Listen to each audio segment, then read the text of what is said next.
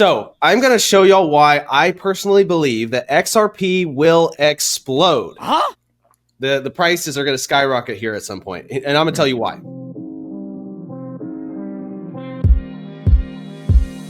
Okay, I'm going to try to do it very briefly. I have to say this for legal reasons. This is not financial advice.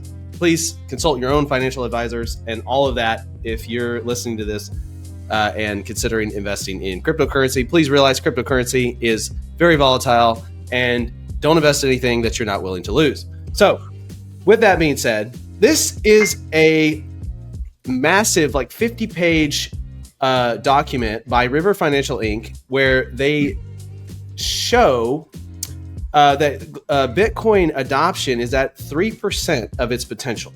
So we're going to go through it line by line, right?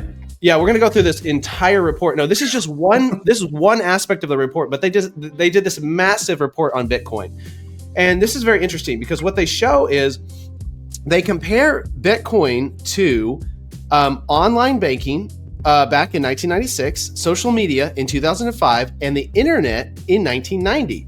And they're essentially showing this graph. It's almost like this curve where it's like things are getting ramped up and then they explode and then they kind of level out at some point, right? So when they put all four of these things together, they're saying right now Bitcoin's sitting at 3% of its potential. And there's a lot of different information that they put into this. But I mean, think about it for a second. If you could have invested in internet technology in 1990, would you have done it, right? If you could have invested in online banking in 1996, would you have done it? The answer is absolutely, right? Everybody wishes they would have bought Walmart stock back in 1985 or whenever it was.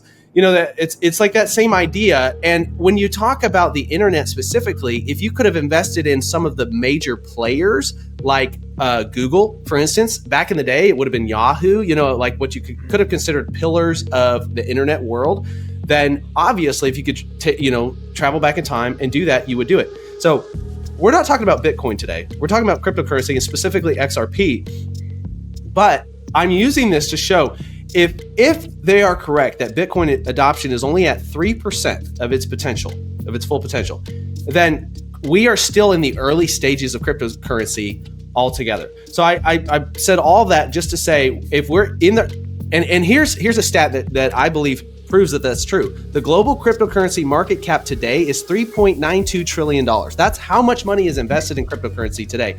Guess what? That is 60% higher than it was 1 year ago. Wow. It's grown 60% in the last year. So where do you think we are on this curve when it comes to cryptocurrency? We are right here on the insane, growth spurt. Like we are just beginning to take off. Also, everyone now is beginning to move towards digital payments via digital currency. Banks are starting to do their own cryptocurrency thing. Credit card companies are moving towards cryptocurrency now. Like all the major players in finance are starting to tie in cryptocurrency.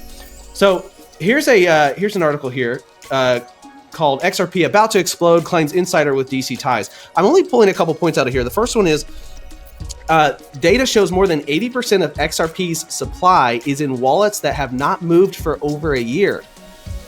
So 80% of its supply is in wallets that have not moved for over a year. That indicates a very strong holding conviction. So those that own XRP believe in XRP, 80%. Also, there's a huge and a high demand for XRP. It's really high now. It was it blasted off back in November of 2024, but there's a huge demand for it as well. So people want it, they want to hold it, and it's a strong. I would argue because of those stats, it's a strong cryptocurrency. Also, here's the third point here, is that XRP has a high utility. Essentially meaning it's the opposite of a meme coin. So you've got meme coins that, they're rising on a trend like, oh, that one's cute. It looks like a dog, that looks like the face of a dog, whatever it is, it's like, that's cute. It's got Trump's name on it, or whatever. But XRP actually has, or the ones that are a little more sophisticated, like Fartcoin, which is just objectively funny, Exactly. a funny name. That's more sophisticated. That's going to last. High value. Yes, that value is going to go up. Relative term, right. I see. Continuous. Right, but XRP actually has utility to it. They can settle cross-border payments almost instantly, without delays, without the fees of traditional banking. They can process billions of dollars in volume at a fraction of the current cost. Also, Trump has just signed the Genius Act, and that has moved, essentially it's taken their ability to utilize their technology, that's taken it from questioning stage to it's doable now. So there's a lot to that. I'm not going to get into it, but they've also recently applied for a bank license, which would allow them to settle payments with the Federal Reserve directly. So that would even intensify this ability to be this answer to the problem, right? So cross-border payments were at 190 trillion in 2023. So that's how much money was being sent between borders in 2023. Some have estimated that number is going to jump to 290 trillion, 100 trillion more by 2030. So there's going to be a huge, additional market for cross-border payments. And so somebody that could do it faster with less fees, it has a lot of market to cover, a lot of ground to cover. So here, this in summary, if we're in the early stages of crypto, there's going to be major foundational players. I believe Bitcoin is one of them. I think it's proven to be, and that they're going to outlast the rest. Think about back to the early stages of the internet in 1990. And think about Google, think about Yahoo, and obviously Yahoo is kind of fun. They've been slowly chipping away at their foundation over the years and been making stupid decisions, and they're falling. But Google, there have been major. Somebody recently. There have been major players. Well, I don't know. We're not going to get into that. That's just the research that I've done. It's kind of old now, but when it comes to Yahoo, is that they're not making good decisions. But there have been major players in the internet. There's going to be major players, essentially pillars in the crypto world. I believe XRP is one of them. XRP is currently the third largest cryptocurrency. And so it's like you've got Bitcoin, and I think Ethereum is number 2, and then XRP is number 3.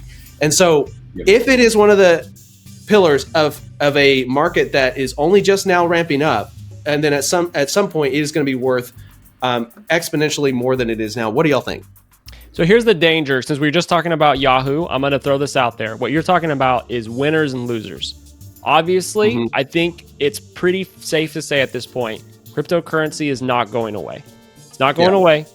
But like you said, like the internet, people at the beginning, there was a lot of people at the beginning of the internet. I don't remember who it was. There was somebody that was like a really smart expert person at the top of their field, and their take on the internet when it first came out was this is a fad and it's not going to last. Like it's right. just a fun little fad. It's not going to last. I don't remember who that was. Somebody look it up, because it's somebody that was like, it's somebody that you would think should have known better because they were like super smart and they're an expert and stuff, but you just don't never know. There's winners and there's losers. So let's compare Amazon and Google to Yahoo, right? Amazon, Google, they have more value than ever before.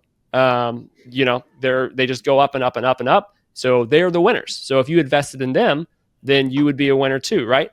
However, if you invested in Yahoo, and that's where you dumped all your money and you held it till 2016, well, Yahoo, at one point, they were, quote, the king of the internet, according to Forbes, with a $125 billion evaluation. And then in 2016, they got sold to Verizon for $5 billion. And the saddest buyout in tech history is the name of this article, right? And so I'm just saying there's winners and losers. So that my only caveat to this whole thing is, yes, cryptocurrency probably is going to last. However, even when even with all this stuff, you never know who for sure is going to be the winner and who for sure is going to be the loser. So XRP might be a winner, but looking back in the past, and if you're 100 years from now looking backwards, people might be like, all those silly people that invested in XRP when Fartcoin was actually the one that lasted. That's my only caveat there. Yeah, that's totally understandable. But I think that last bit was a joke, but the winners and losers thing is real. I think that it's an interesting comparison because it really works quite well.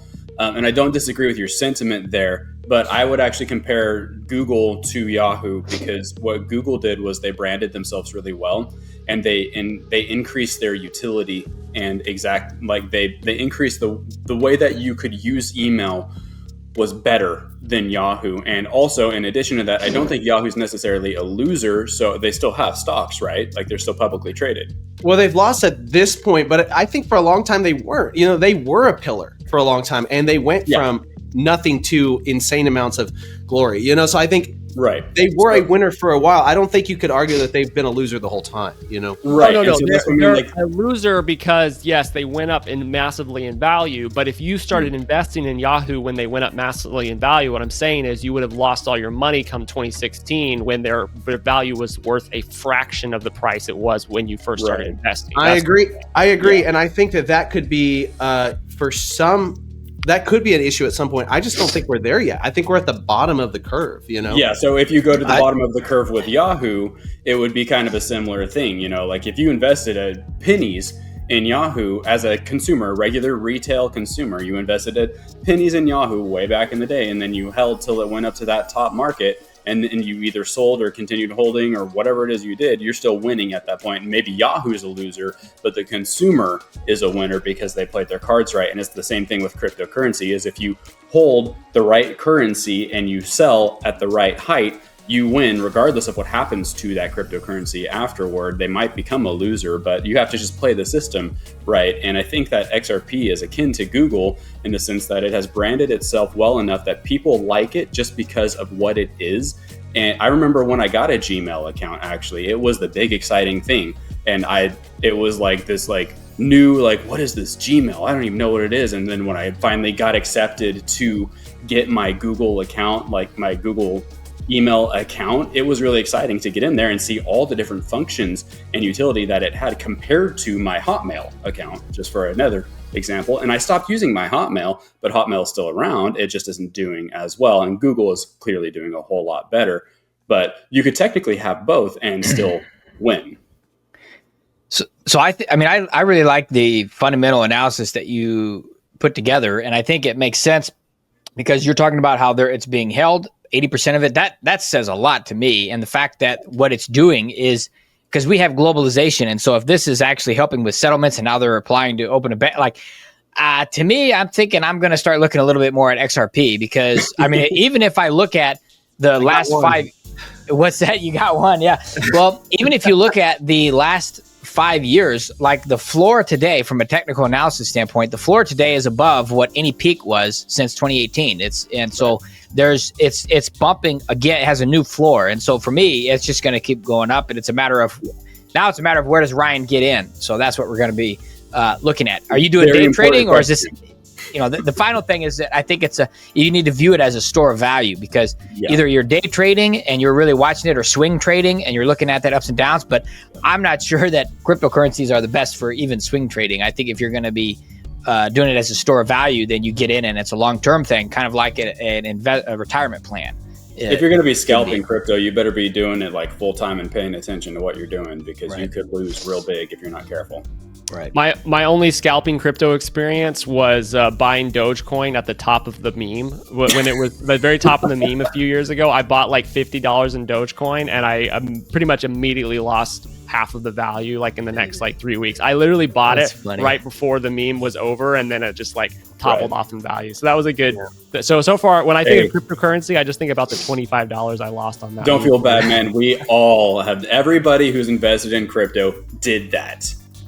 I will say, I am just a Luddite. That's my last probably statement about this. Every time new technology comes around, I'm a slow adopter. I'm not a fan. I'm not a techie person. And so crypto has been one of those things that I learned about it, and it's interesting. I've thought about it for years, and I still have zero crypto. I own no crypto, and I don't know if even after this conversation, I'm not sure if I will go throw money at XRP. I'm sure other people might, but I don't know. I also hate AI too, so if that says anything about it, even though everyone's like, AI is going to change everything, and I'm just like, I refuse to use it. I don't even use it for summaries. I just don't like. That's a commitment. It's not. So you're saving really up for your cabin in the woods, right? And that's what you're doing. Yeah, I would, if I could stop using technology completely and live in a cabin in the woods, that would make doing this podcast much more difficult. But I probably would. I probably would take that up. Man, I'm so torn on it because I like all the stuff. I think it's interesting, but at the same time, I see where it ends, and I'm like, I think I'm gonna invest in this stuff, and I'm gonna take out at the top, and then I'm gonna go buy my cabin in the woods and disappear. That's where I'm at. There you go. Our producer is using the new robot slur in the chat right now, clankers. I think I am probably somewhere around there when it comes to AI, not cryptocurrency. Cryptocurrency, I'm a little more okay with. When it comes to AI, I'm in the robophobia boat. So